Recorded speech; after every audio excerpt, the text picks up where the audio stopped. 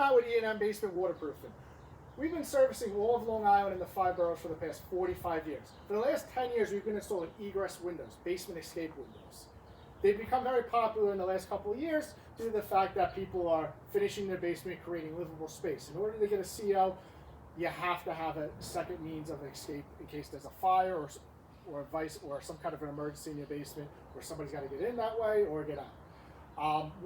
Cutting into a foundation can seem like a very scary thing, and you just don't want anybody to do it. You want somebody with knowledge. We've installed hundreds of egress windows. When installing an egress window, one of the most important things is the type of saw that you use. Here I have two examples of concrete saws. They do the same thing. They both cut concrete, but they have different purposes. This saw right here is a Makita 14-inch saw. This is basically a flatwork saw. This means that you want to cut, this is for cutting sidewalks, driveways, bricks, anything like that. If you cut into a foundation with this, this will cut 5, 6, 7 inches at a time. A standard foundation for a home is between 8 and 10 inches thick. So what happens is you get halfway through the foundation, and how do you get to the other half? Other companies will do this. We don't do this.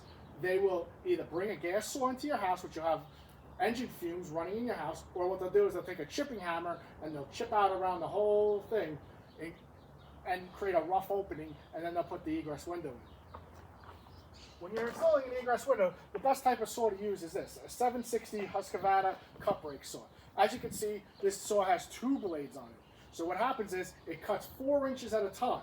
When you get to through the foundation at 4 inches, you shut the saw off, you break out the middle of the concrete, and then you plunge the saw in and keep cutting 4 inches at a time. This allows for all the mess and everything to be on the outside of the house. No fumes in the house, no water, no nothing.